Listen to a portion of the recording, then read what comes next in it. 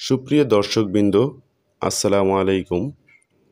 আজকের ভিডিওতে আমি আপনাদের জন্য এনেছি পেভিসন ক্রিম সম্পর্কে বিস্তারিত আলোচনা।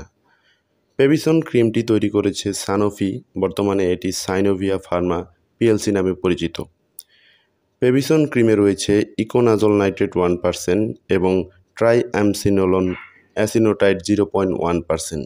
ইকোনাজল নাইট্রেট এটি অ্যান্টিফাঙ্গাল এবং ট্রাইঅ্যামসিনোলোন অ্যাসিনেটেড একটি কর্টিকোস্টেরয়েড যা প্রদাহ ও চুলকানি নিয়ন্ত্রণে সহায়ক। ব্যবহার বিধি: পেভিসন ক্রিম সাধারণত ব্যবহৃত হয় ত্বকের বিভিন্ন সমস্যার জন্য, যেমন অ্যালার্জি, চুলকানি, দাঁত, একজিমা, গোপনাঙ্গের চুলকানি। এই ক্রিমটি ত্বকের সংক্রমণ এবং প্রদাহ কমাতে সাহায্য করে এবং তা দ্রুত আরাম দেয়। সকল ঔষধের মতো পেভিসন ক্রিমেরও কিছু সামান্য পার্শ্ব প্রতিক্রিয়া থাকতে পারে। এর মধ্যে উল্লেখযোগ্য হলো ত্বকে লালচে ভাব বা ফোলা ভাব, ত্বকের শুষ্কতা, কখনো কখনো ত্বকে জ্বালা পোড়া অনুভূত হতে পারে।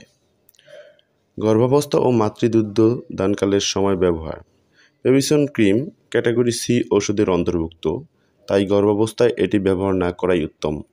এছাড়া মাতৃদুগ্ধ দানের সময় এই ওষুধটি মায়ের দুধে নিঃসৃত হতে পারে, তাই এ সময় পেভিসন ক্রিম ব্যবহার থেকে বিরত থাকা ভালো, অথবা মাতৃদুগ্ধ দান থেকে বিরত থাকা উচিত। পেভিসন ক্রিম ব্যবহারের আগে অবশ্যই একজন বিশেষজ্ঞ ডাক্তারের পরামর্শ নেওয়া উচিত। যদি কোনো পার্শ্ব প্রতিক্রিয়া দেখা যায় তাহলে দ্রুত ডাক্তারের সাথে যোগাযোগ করুন। আজকের ভিডিওতে আমি পেভিসন ক্রিমের উপর একটি বিস্তারিত আলোচনা করেছি। যদি ভিডিওটি আপনার ভালো লেগে থাকে তাহলে লাইক দিন, কমেন্ট করুন এবং অবশ্যই চ্যানেলটি সাবস্ক্রাইব করতে ভুলবেন না। ধন্যবাদ।